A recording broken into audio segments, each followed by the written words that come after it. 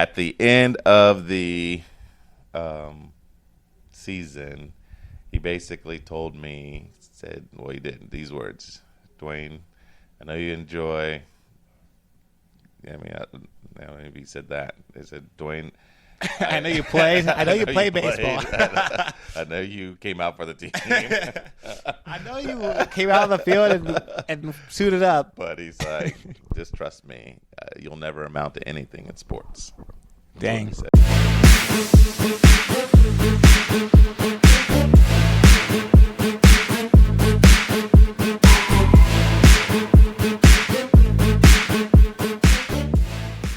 And welcome to another episode of Competing with Christ. This is episode 2. I'm your host, Dwayne, the Coach Smith, and next to me is Kyle, the Big K Smith. Yes.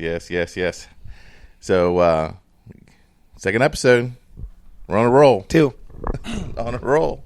So many of you don't know that Kyle is basically he's in between 2 master's degrees right now. So he is doing some odds and end jobs. He's coaching and doing some substitute teaching and Uber driving. He always comes home with some kind of crazy Uber story. Often. I won't say always. Often. So, it happened frequently. Yeah. So just give us a little taste. Give the listeners a little taste of what's like to be on a ride with Kyle in an Uber car. Well, it's a lot of fun. We got any good stories? I got a lot of good stories. Let's give us one. Well, I'll give you one. So when most people talk to me, the number one question they ask me is like, because when they think, troubling Uber stories, they think like, does anyone get sick in your car? And although this is not the craziest story, yes, someone has gotten sick in my car before, and so pretty much all that happened was this: it was a long day. Well, it was a long day. There's a lot of stories that led to this day, but it was a long day. I just recently received a $50 tip. And it's like my third day ever Ubering. I felt so good. I was like, I love this job. This is like the best. This is when I was down in Cincinnati. And I was just like, I'll just do one more. I'll just do one more trip. It's like, 11 o'clock, but I could do one more. I mean, I'm feeling pretty good. I got a $50 tip. I should just one more and I think I'll be good. Just knock out the day. I accept this ride and I'm getting $30 for this ride. So it's like I'm happy. So it's like I literally just in like 2 hours I made dang near like $100 once I finished this ride. So I was like, I accept it, and it takes me all the way from Cincinnati somewhere down to Kentucky. And so I go to this house. I pick up these 2 little boys. Okay, that sounds weird. I pick up these, like, they're like 16-year-old kids. They're Hispanic. They're speaking just Spanish with each other, and they're drunk. And I at the time I was just like, well, this is interesting. I mean, I know they're underage. They don't look like they're like 21 or even 18. Like, they look young. But I'm picking them up from their uncles or brothers or someone else's house. They come to my car, and I'm trying to speak Spanish with them because I know I took 6 years of Spanish, 4 in high school and 2 in college. But it's not talking to people who speak Spanish but are drunk is really hard to talk to them. So I was just silent, and it was a long car ride, so it kind of sucked. And I love talking to my customers, but sometimes you just have to use some discretion. And not all customers like talking to you back, so that's whatever. But anyway, so I just in silence, I'm just like, okay, I just make this an enjoyable ride. They don't look too good, and so I just be smooth, quiet, calm, cool, collected. Put on some music, just give them the experience. And so as we're driving, one of the kids, there's the kids right behind me and the kids on the other seat on that side right there. And the kid behind me just starts kicking me like this, boom, boom, boom, like the whole time. Gosh. Yeah, just kicking me the entire time. And they just start kicking me. And then the kid behind me on that side was just laughing with his putting his for whatever reason his camera flash on, and just putting it in my mirror. I was like, dude, I can't see what's happening. I was like, dude, I was like, this is kind of, I was like, I just received a $50 tip, right? And this is my next experience. And it's also, they had this like Mexican food with them, this Red Bull can, and they were just alcohol in the car too. I just smelled it, either off them or a drink. And I'm just like, I was like, man, I'm just gonna have to just muster through this because, maybe I shouldn't accept this last trip. That's what I was thinking. But at the same time, I'm just like, I don't even care. It's not even about me. It's about these kids. Try to give them the experience. So we finally go to. Not even finally. I'm not even there yet. As we keep going, I just heard this guy I had barf bags in my car. And I heard him picking at it. I was like, oh, he might be throwing up. Like, I'm glad. My mom bought me these barf bags for Christmas. I think it was Christmas. And I was like, just because I was in Cincinnati, he just bought me them because she knew I was Uber driving. And I was like, oh, perfect. I finally get to use them. I was excited in my head. And so he was picking at them. And the next thing you know, I hear,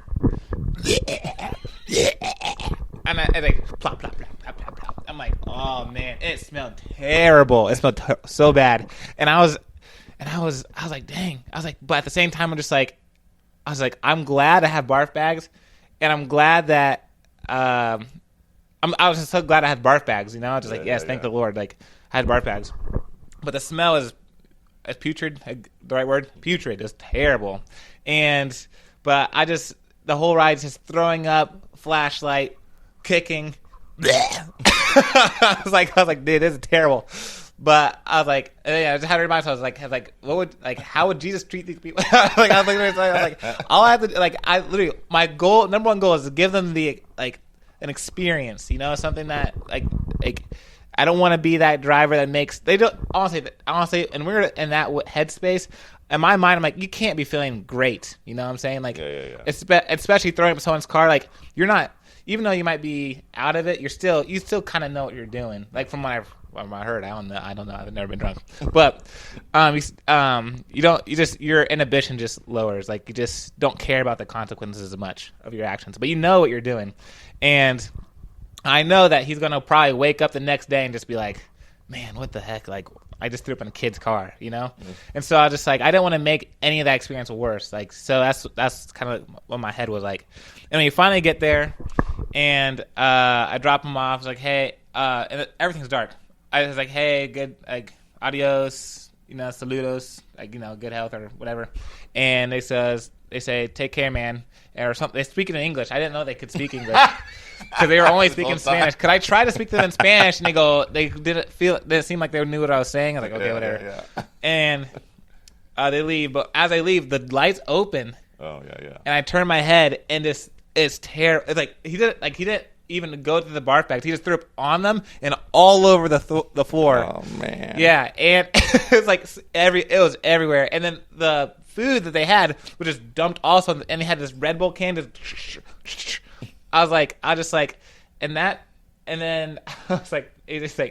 replaying what he was saying. Yeah, thanks, man. I was like, oh my god. So I went to a 50. The $50 tip is a story in itself, but I went from that to this, and I was like, wow, I wish I did accept that trip. And that was the first time that I could think of, and I was laughing to myself. I was like, I don't think I've ever been really that angry with a stranger before. Oh, yeah. It's this is I don't even know these kids, but I have some anger. I was like, what is happening? And so I just started laughing because I was like, man, I'm angry.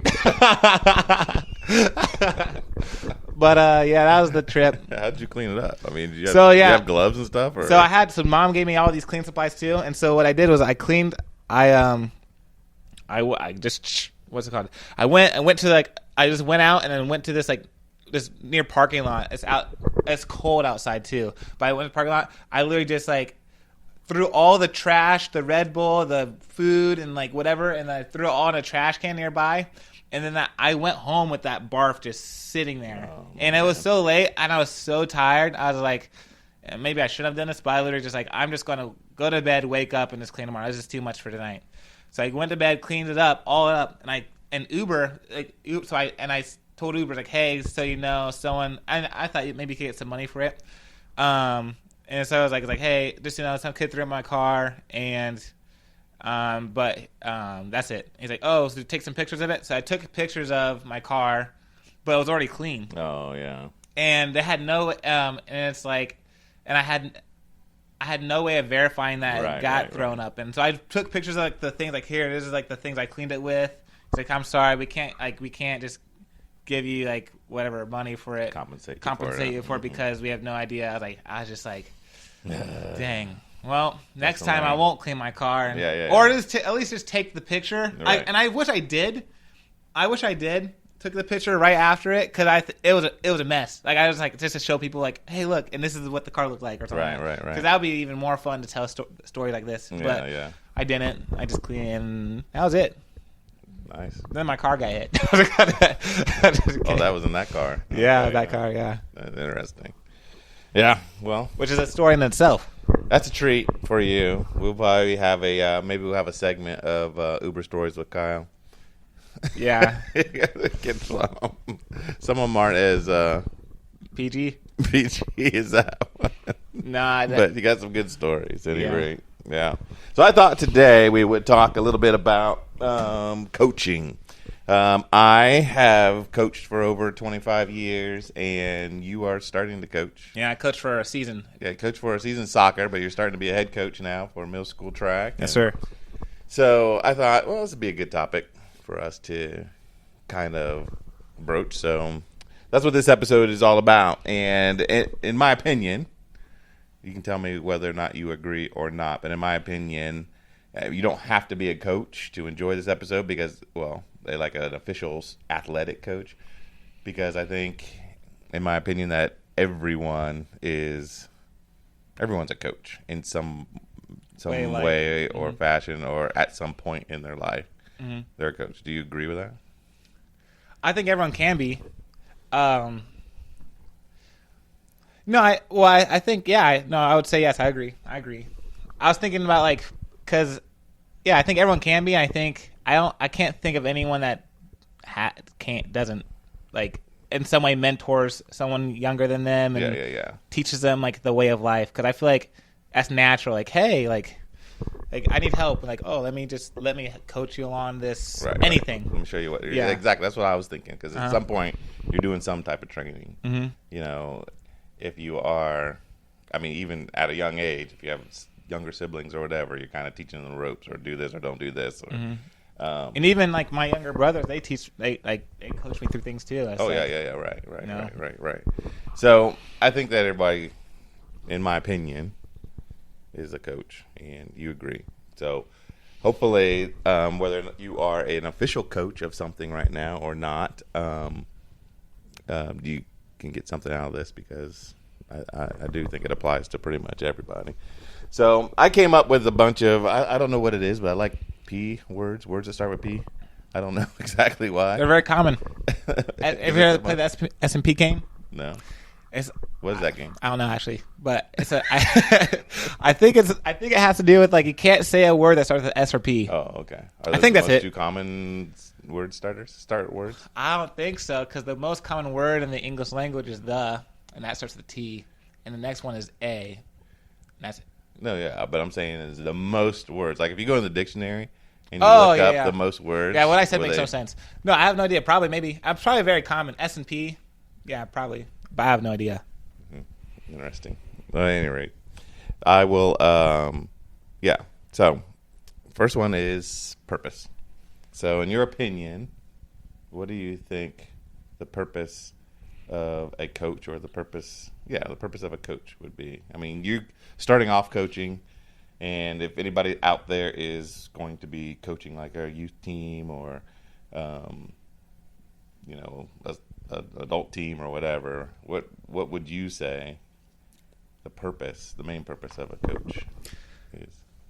I think the main purpose of a coach is to help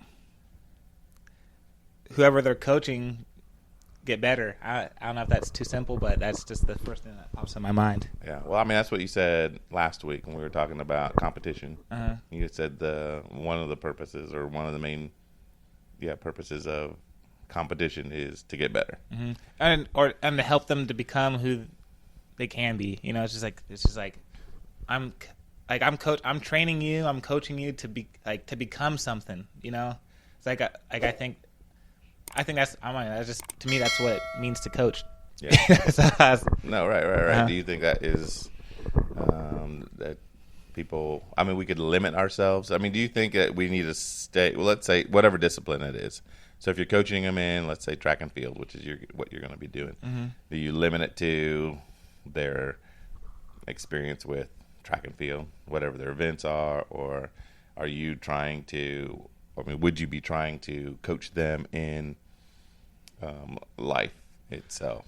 I say both, because it's like, because people are more than just like. I mean, it's like if you want to relate to, like, you don't just like. It's just so it would be weird to me just to talk to someone as if they're just a track athlete and there's not other things going on in their lives, and so when you coach people, I think that when you go about that process, that encompasses more than just track or whatever, like single discipline. Yeah.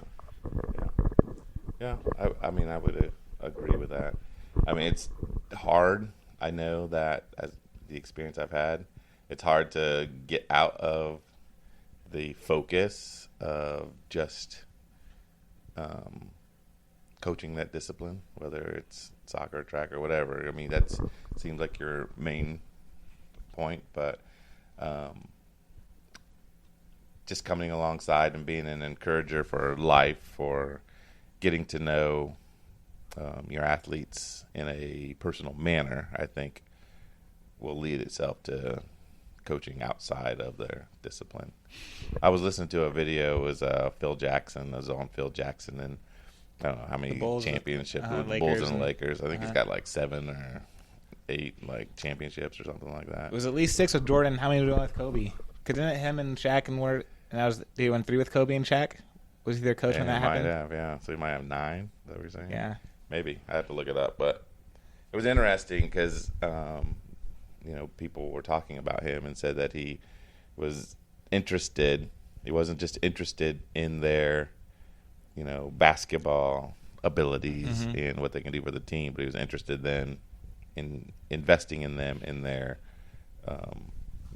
their lives outside of basketball as well, and always recommending books that he thought that they would benefit from, and just making sure that it wasn't just all about basketball. And I think that will lend itself to having a better team because you as a coach are invested in them as a person and not as an asset to your team or whatever. But yeah, anything else to add to that? No, I think honestly, like when you do that, when you just single cell, I don't know, single whatever compartmentalize, I don't know the word is, but it's like just look at an athlete as just an athlete. And my experience as an athlete, or just witnessing coaches in the past, when they're just an athlete, you're not going to get everything you can from that person, Yeah. And to think that you will is, I mean, and some people are wired more that way, like coaches and athletes. But I'm saying in a general sense, if you want to get the most amount of people, you got to be invested in them as a person. Yeah, right. First, more than just I agree. an athlete. So second P, so the first one's purpose. Second P is power, the power of a coach. And that can be scary because as a coach, you don't realize how much power that you can have over those who you are, the athletes that you have or the students that you have or the influence that you have. So I had a middle school coach. I played baseball. I don't know if you knew that. I played baseball in middle school. And I had a middle school coach who, well, first of all, when I was in middle school, I had not grown into my athletic body yet. So I was, I'm overweight now, but I was overweight then as a middle schooler. And I, and I was slow and I just wasn't very athletic, but I was sporty, and I like doing things like that. But I was playing baseball, and this season I did not play once in the whole season. Didn't play one time until I think it was the last game. The coach put me in. No, I take that back. It was one game in the middle of the season that I got the pinch hit. What's and that? I'm not on the starting lineup, but somebody who was going to bat, I go in for them and bat for them. But I'm not playing out in the field or anything like that. Okay. So I go in there, and I swing at the very first pitch, and I made it to first base. Nice. And from what I felt like, I felt like I was Good. Yeah. Like one of the famous baseball players. I thought I was just bang, first hit. And I sprinted down, but from hearing from my parents and stuff, it looked like it was a little dribbler down there. And I barely made it to first. But at any rate, the coach, I thought, oh man, that was great. Maybe he'll give me another chance to do that, but he never did. And in the last game of the season, he put me out in right field, which is it's where you can hide people that they're not very good for the very last inning or something like that. At any rate, at the end of the season, he basically told me, he did these words, Dwayne, I know you enjoy. Maybe he said that. He said, Dwayne, I know you play. I know you play baseball. I know you came out for the team. I know you came out on the field and suited up. But he's like, just trust me. You'll never amount to anything in sports. That's Dang. what he said to me. And not only did that just crush me at the time, but it disdained me from baseball. I've never played and don't even like watching baseball hardly anymore. But the power of the coach to discourage can be rivaled by the power of a coach to encourage. And so as a coach, I was always trying to go away from that, or avoid any of those kind of negative types of words that could hurt my teams, the individual players, or what have you. So I don't know if you've ever thought of how much power. I know you talked a little bit about in your psychology. Sometimes you're thinking, man, if I make a mistake, that But as a coach, you can. I mean, in anything in life, when you're communicating with somebody else, you can say something that could really affect them for life. So you got to be careful. Choose your words wisely. You know? No, I completely agree. I for me, it's like I have some similar experiences in terms of coaches are just people just saying things to me that, just like it affects you in here, and it's like you carry that with you. It's like a weight that's what's on you. Well, I'll go more on this point, but I have a question. When do you think I grew in my athletic body, or do you think I was just always somewhat athletic? Or do you think even then there was like a point where it's like, ding, like something clicked, or athletically speaking? Yeah, I mean, you and your brothers have always had an athletic body. I don't think you were ever I was like a roly-poly, and when I hit my growth spurt, I shot up and thinned out. And it was my sophomore year in high school when I started running track. Oh, I didn't run freshman year? I did not. And I went from my soccer, I was on the JV team in high school, and then by my sophomore team I made it to that's when I hit that spurt, and that's when I got to go to the on varsity, the varsity tournament team, and then I was varsity from then. I recruited for college, and Rest is history. Yeah.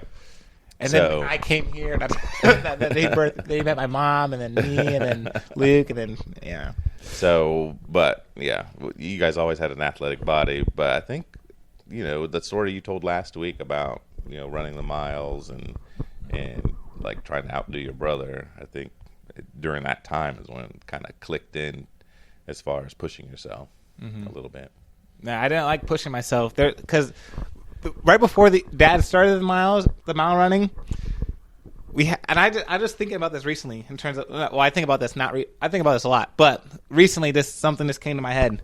So we had the fun run for at Worthing Christian, and as first graders, and I just remember out of what happened was. Because it's not the same fun run as it was like in that grass field. Like we just ran that a couple times. I don't know how many loops, but just did that a couple times or something like that, and then we finished the mile. And Luke got first place. He ran a 6:40 as a first grader. Yeah. And I got 58th place. And I just like wait a second. There was 20 kids per class. Like Luke got third overall between the first and. Or second overall between the first and third graders, and then the fourth and fifth graders. I think they had their own thing. Okay. And so like even got third, he got first in his class. He was champion, and I was 58th in my class. So I was like, and I was just like, and I was thinking it was like and there's 20 per class, 3 grades. I was 58 out of 60. I was like, but in that race, I mean, I don't know if you remember, but I was like sitting on the bench and whatnot, and like I did not want to run. Like even though I had the talent to do it, I did not like doing it. Yeah. And so when Dad first told us to do these mile runs, like whatever, and I was like, I don't want to do that. You know what I'm saying? But at the same time, like Luke was like, okay. I was like, I'm gonna get shown up by my brother again and all that stuff like this. And so then, we what's it called? What do we do? Then we run the mile, and I've been telling this story. I just also reflect on this. I think I've been telling this story not completely true because I remembered it differently, but I think I have the right version in my head right now. I did. So we started running. Shroom. I ran the first half mile, like truly, but the second half mile, I went down here, and then like right when I got to those houses, I started walking. Okay, yeah. Yeah, and then we could see you through the houses, and I didn't know that. I thought I was running between the houses and then walking like not, And so Luke got, and I had in my mind like I ran a 19-minute mile, right? So it's like Dad would like if I run slow. He wouldn't care because he was like, that's normal. Like, oh, I'm glad you at least tried. That's what I was thinking in my head, trying to like manipulate, And so as I'm going, I'm running. I finally get down to that last pull down there near like the same street, whatever, and that's when I start running. And I get to the house. And Dad, that was hard, but I did it. And then we sat on the thing. And he said, and he told me, he was like, well, Kyle, I saw you walking in between the houses, and I was like, that's when your tail goes between your legs. And I was like, and then I just had that feeling, and I was like, it was like, and then it's like, I want you to run another half mile, because I didn't even run that half mile. I was like, to finish your mile. I was like, okay, and I did it. I ran it, and then but why did I say that? What was that whole point of that story? The power of. I mean, we're talking about the power of coach, so maybe athletic body when I made that mindset. Yeah. And so like it's not, you're like, right, it wasn't natural for me growing up. There was a point, for whatever reason, it clicked even in middle school. So this is I'm sorry, we might be going over time and everything, but we're talking about powers and words. There's two instances, like academically and athletically. I'd say academically, I'm not gonna say names, but one kid in my class said to me, because I'm not naturally smart. Like things don't naturally come to me. Now I've done a lot of work. Now like things naturally do come to me, and that's word vomit all the time. But when I was like even in like elementary school, middle school, I would like all the group projects. They want to put me the last task to do, and then people assign me tasks, and then people was like, "Oh, hey, we didn't trust you to do this, so we did it ourselves." Like, man, like you don't even like you think I'm stupid? Yeah, right. And one time we were in class, and this one guy said to me, he's like, "What do you guys think about this?" And we were all in a group, and I said, "Well, I think this, and I think this," and then this guy said, "Well, Kyle, you're stupid. Your opinion doesn't count." Oh my god. Yeah, and I was just like, those things hurt, you know. And then someone said, especially from peers. Yeah, from your peers, especially from peers that are well liked by other peers, you know. And so then I was just like I didn't like that, and so I that's part of the reason why. And then someone said the exact same I said, and like, oh yeah, let's do that. I'm like. So it's like not even like they don't like no matter what I said, even if it was right or wrong. Right. It didn't care about the content or words. It was I was perceived a certain way, and therefore whatever I said was didn't amount to anything. And so that's that's not a fun place to be. And that's when like when we talk about like what's it called? Middle school when I was sitting on this table and I was crying with tears. I was like, please let me do algebra. Like I wanted. Oh yeah, you wanted to advance. Because I was like in the regular class, but most of my friends and everyone that I respected and looked up to, or people I just wanted to be like, were in that upper whatever. So I was like, hey, I just want to do summers. I want to do summer school, and I want to do algebra over the summer so I could be in geometry my freshman year. And you guys are like, no. I was like, but Dad, Mom, they think I'm stupid. But I was just crying. Like, please. I was tired of people thinking me that way. Yeah. And so. How much math do you take in college? I didn't take a single math class in college. That's what I was thinking when we said no. Like, I understand this is what the peers or whatever, but it ain't going to amount to much, at least the way you're going. Yeah. But anyway, I just wanted to show up to school and everyone would just be surprised, like, whoa, what are you doing in this class? It's like, I know. Yeah. Is that why you took AP history? No, I took it because of the credits. Okay. But I mean, it might have been, but I mostly just took it for the credits. Because what happened was, because all my friends, I had like a huge friend group, and like half of them had, like, no joke, like literally like 8 people in that group had 4.0s.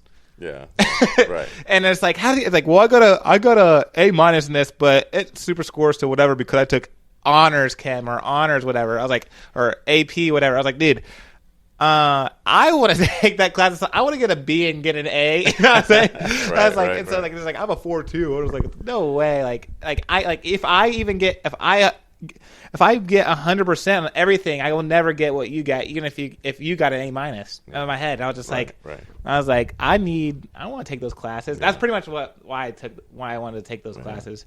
But I'm gonna say the other story about coaching. I was also in 8th grade. I just remember, I'm not going to say names, but my 8th grade track coach came, and I was just listening. I don't know who she was talking to, but she's like, we got a great, like, 4 or 5 guys, like, that's going to do really spectacular things in the, what's it called, in track. Like, I'm, like, in high school track. And he started listing the names. He was like, Ethan Crary. That's our best friend. Like, you'll know these names probably as we keep doing podcasts. Luke Smith, Jacob Burleson, and Jake Strict. And that was it. I was like, and in my head, I'm just like, I'm the fastest 400 runner on the team. You know, I was like, I'm faster than Luke. You know, in my head. Yeah. But I mean, Luke, he ran out 4:56 mile as an 8th grader. So, but at the same time, I was like, but I'm the best on the team. I ran a 58-second 400, and I was like, and yet. She doesn't think I'm going to amount to much, at least high schooler. Or, even if she didn't say that. Or it was an oversight. But yeah, she just didn't say my name. Yeah. And so just like that also, those are stories where just like, I was just like, my whole freshman year, I was just thinking, I was like, I got to make sure that I'm not going to say names, but this person was wrong. My coach was wrong about me. Like, I am going to do great things. It's like, that was like a lot of my mindset and freshman year was just to be like, to show them who I believe I can be, you know? Mm-hmm. And same thing with like even the academic side of things. Like it's like I think I'm a smart guy, you know? So, yeah. And so I'm just like I'm sure this was you with athletics too, with your coach. It's like you're not going to amount to anything athletically speaking, like, and it's like. I'm not that bad, you know what I'm saying? Right. And so just like even though they have powers, like I use like they did make me feel one way, and they did tear me down and did deter you from many other things. Just like at least baseball related maybe things, or maybe other things outside of it. Right. But they also just like motivated me to just like I'll show them. Yeah, it's like you're wrong about me. I know what I'm capable of. And whatever you say can't change that, you know? And that being said, I'm talking about words of power. Not everyone has that mindset. And that's why you're talking about the danger of these words, because I know, like, that's not, like, unique to have that mindset, but not everyone has that mindset. Yeah. And so when you do things, tell things to cut people down, that could literally cut them down for life. Right. And we're also talking about earlier, it's not just in the aspect of sports. If you saying that, like a coach saying that to you, to another version of you who took it poorly, that might not just affect that version of you in the context of baseball, but just so many other areas of your life, you know? Right. You know, and just the way that you look at yourself and perceive your self-worth and your value and what you're able to just do, you know, just physically, not even athletically. And so, words have power. Yeah. Yeah, so as a coach, anybody, like I said, this applies to anybody. Like you were just saying, your peers in school or whatever. There's a power that you display. But when you are in a position of power, like a coach, sometimes it's even more effective or influential. So the third P is problems. And I know you had a coaches meeting, or the guys were talking a little bit about the different problems that coaches generally come up or generally have. Depending on your age group, like, you know, Luke is coaching at, you know, super younger ages. So his problems are different than someone who is coaching at a collegiate level or at a high school level or even professional, whatever. But in all of them, no matter what age or what have you, I think one of the big problems that you can face, that you have to solve, is that you're dealing with different personalities. You're dealing with people, individual people, and you're trying to make, if it's a team kind of coach, you're trying to make them a unit. If it's an individual person, you're trying to, you know, figure out what makes them tick and what you can do to make them the best that they can be, type idea. But it's that you're dealing with individuals who have individual minds, who have individual thoughts and have their own desires, and they don't always mesh with everybody else on the team. So your goal as a coach, in my opinion, is to figure out some kind of common thread that everyone can be on board with.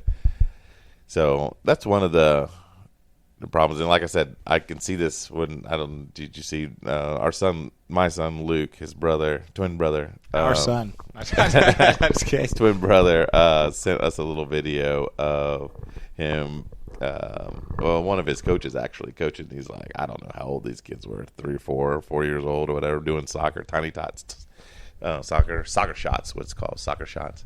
And he had one kid just laying in the goal, one other kid that was just walking away from the ball. It's just like, you know, they had no, you know, desire to do what the coaches were trying to get them to do. And so just, okay, how do I solve this problem? How do I get them all interested in doing what I'm trying to get them to do? So, I mean, a problem at that age, it's still the same thing, dealing with individual personalities and trying to get them on one page. Go all the way up to, you know, NFL coaches or NBA coaches. They got the exact same problem. Like, again, when I was watching that Phil Jackson documentary, And he was just talking about all the different egos and all the different personalities on a Bulls team, and how to get them to think as one. So I think that, to me, is the biggest problem that needs solving. What about you? What do you think? Or some of the other things that your other coaches discussed? No, I agree. Well, the most thing we discussed is just trying to help. I think it's what you said. You said too was just like how do we get athletes to want to be like, if I'm a coach, a former athlete. I've always had that internal. Well, maybe not always, but I had that internal drive. I want to be the best. I want to make the most out of what I have in this opportunity. But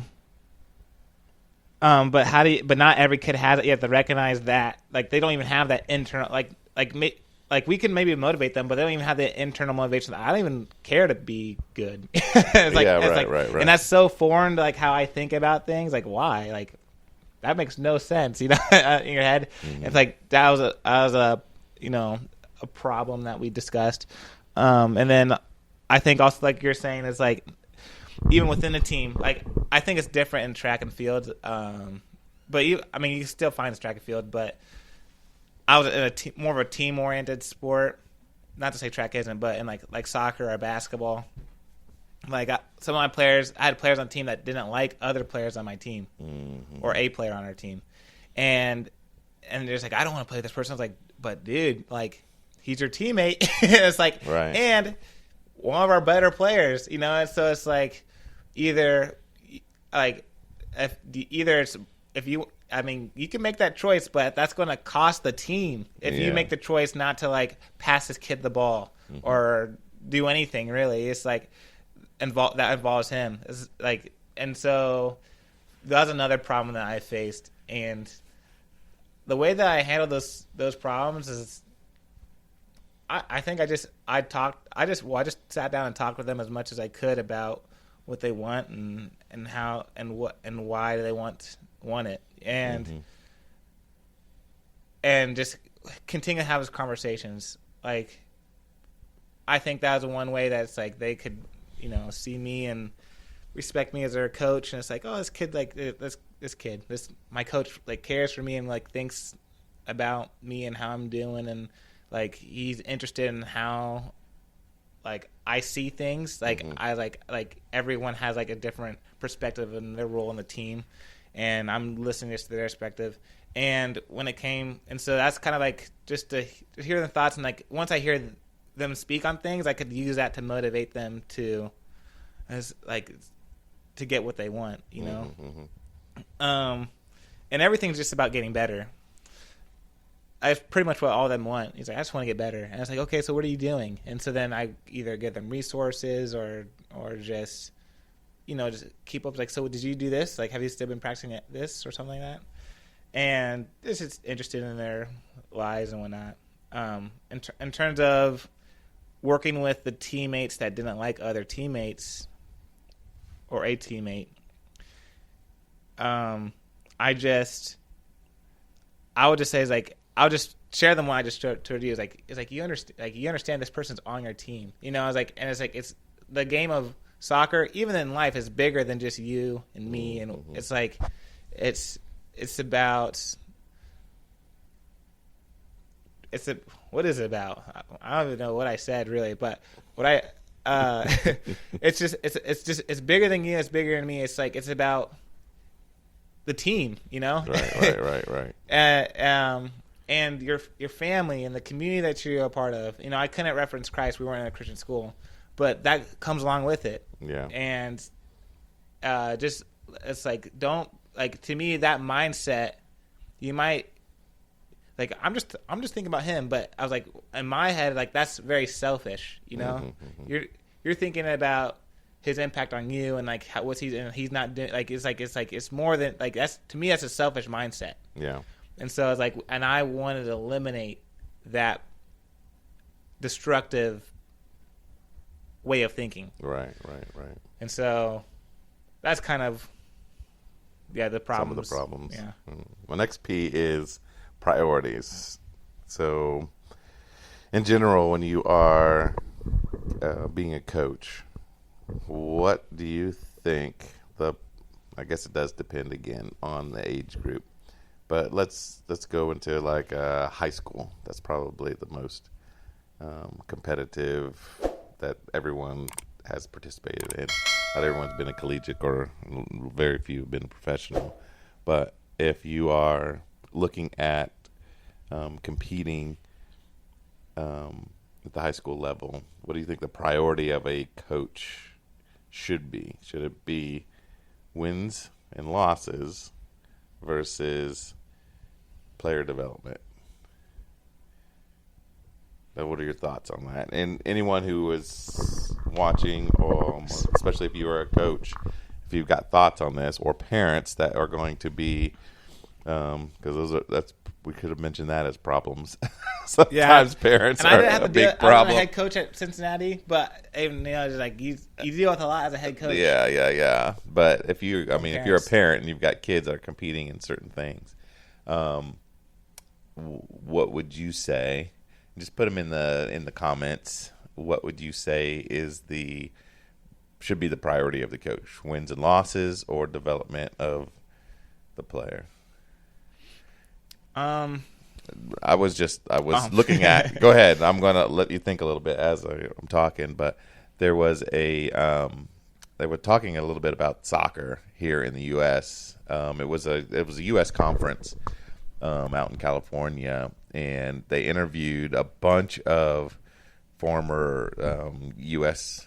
soccer players and top soccer coaches and people like Carly Lloyd and Landon Donovan and Brad Friedel. These are top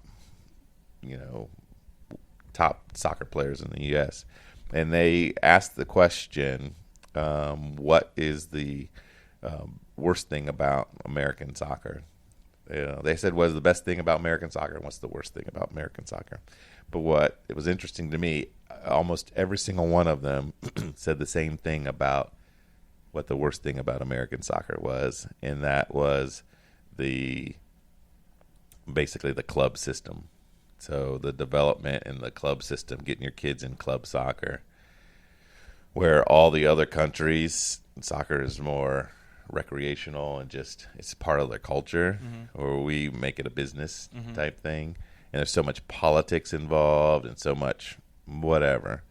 But it seems like they're in that system in the U.S., the priority is wins and losses. Like, you want to be the best club that wins lots of games, wins tournaments, do whatever. And they're not focused on developing the player.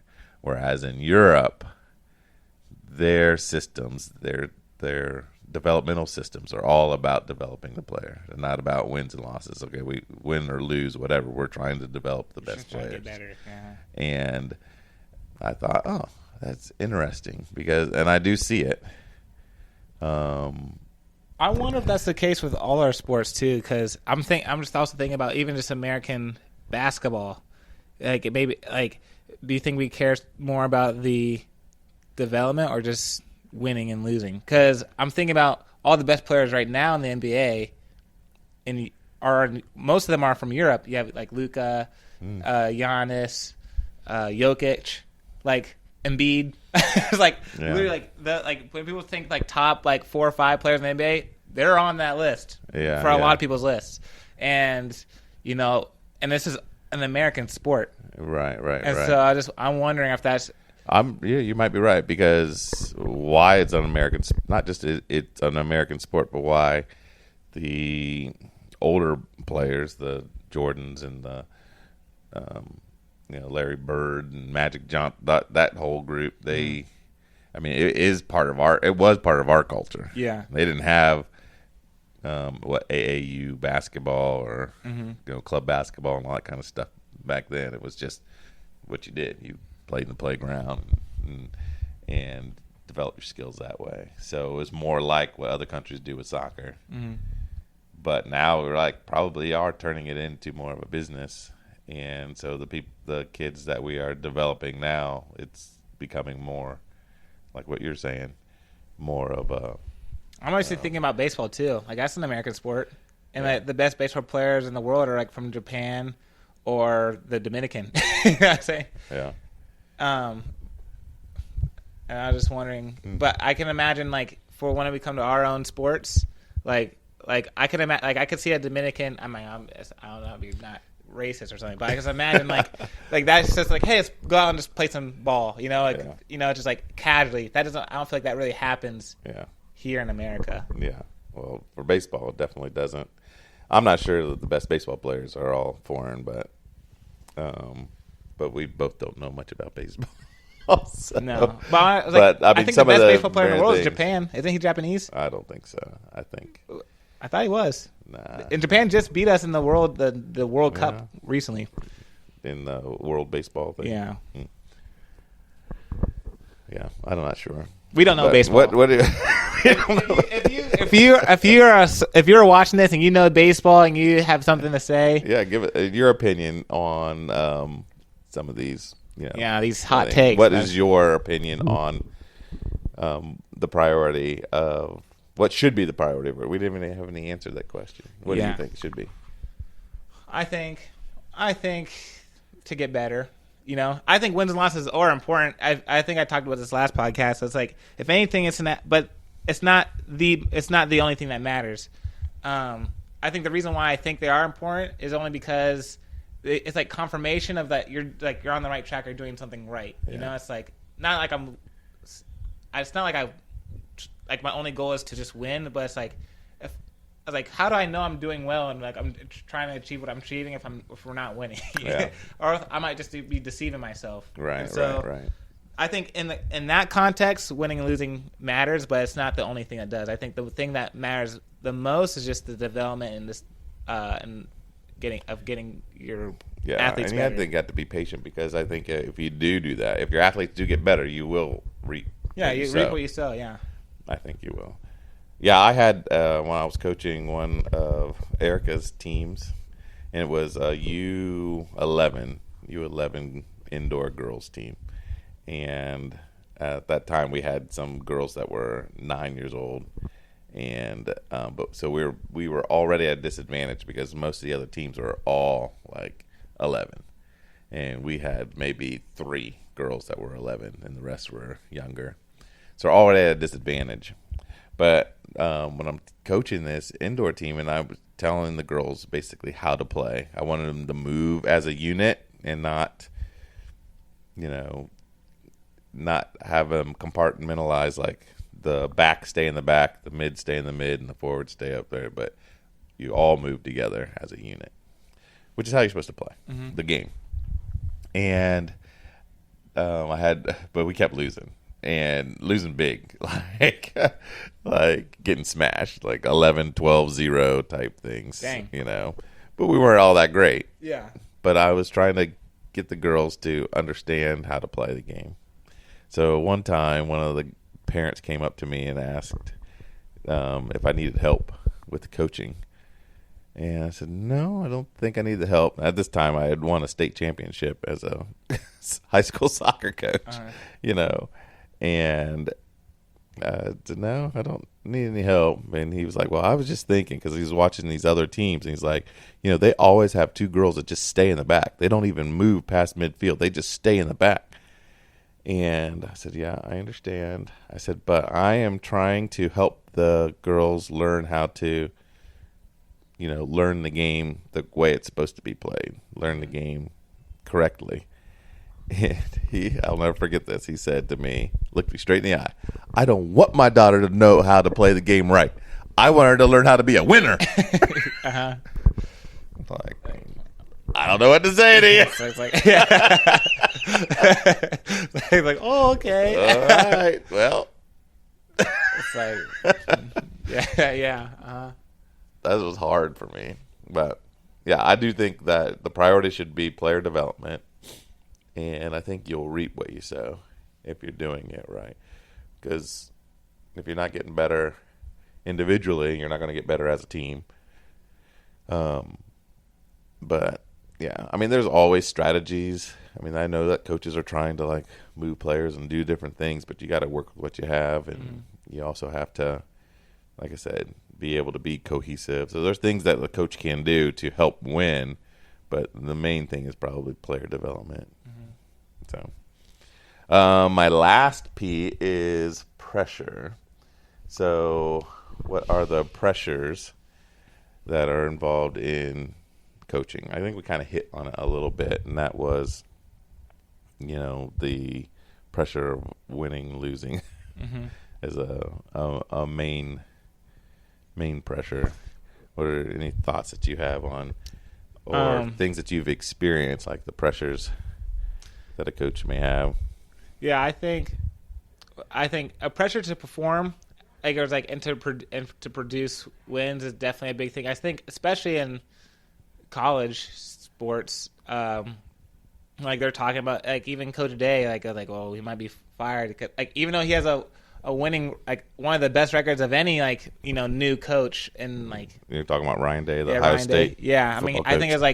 I think I was telling him top, like he's like number 4 on the all-time list of like college coaches to start out, like even better than like Urban Meyer and all that, like better, better records. Yeah. But because we haven't beaten Michigan last 3 years, 3 times, and people were just like, we need to get, like, this is terrible. Right. He's not winning the games that we need him to win. You know what I'm saying? Right. It's like, I don't care. I don't even care if we have an 11-1 record. If that one loss is to Michigan, I'm.